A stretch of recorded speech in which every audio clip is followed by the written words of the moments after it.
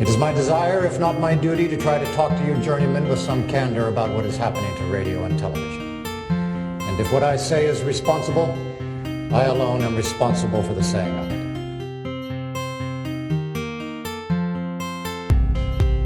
Our history will be what we make of it.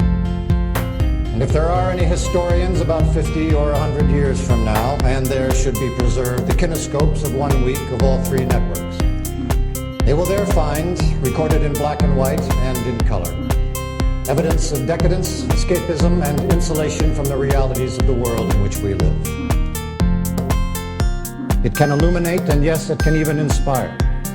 But it can do so only to the extent that humans are determined to use it towards those ends. Otherwise, it is merely wires and lights in a box. Good night, and good luck, and good luck, and good luck, and good luck.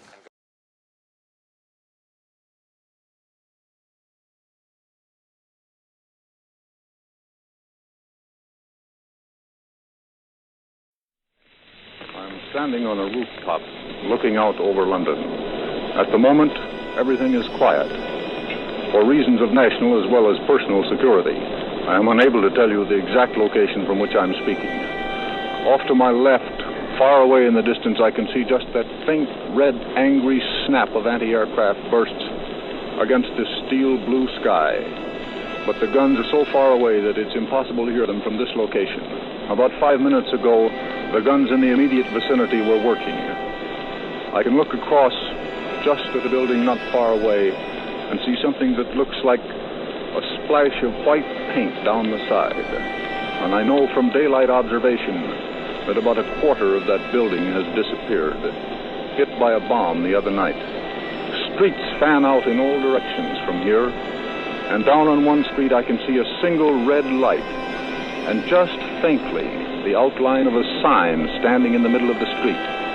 And again, I know what that sign says, because I saw it this afternoon. It says, "Danger, unexploded bomb." Off to my left still, I can see just that red snap of the anti-aircraft fire.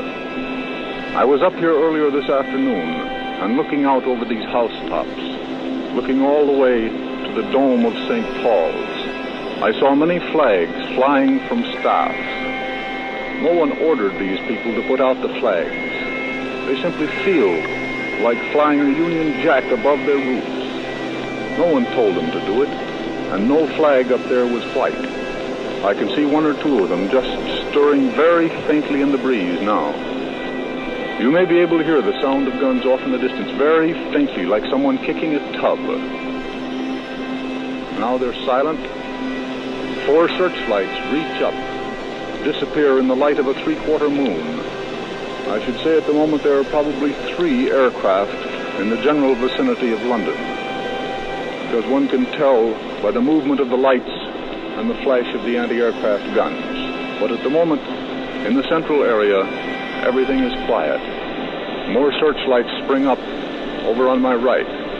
I think probably in a minute we shall have the sound of guns in the immediate vicinity.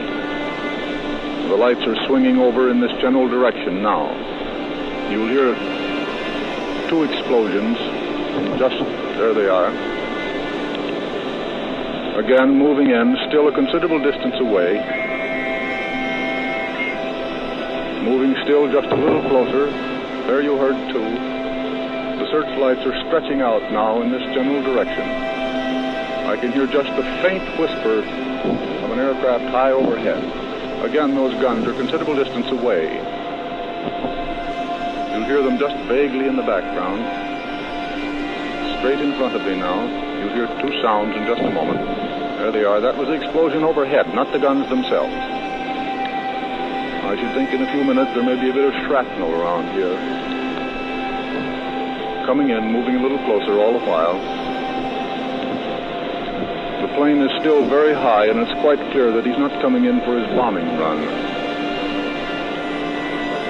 Earlier this evening, we could hear occasionally, again, those were explosions overhead. Earlier this evening, we heard a number of bombs go sliding and slithering across to fall several blocks away. Just overhead now, the burst of the anti-aircraft fire. Still, the nearby guns are not working. And the searchlights now are feeling almost directly overhead. Now you'll hear two bursts a little nearer in a moment. There they are. That hard, stony sound.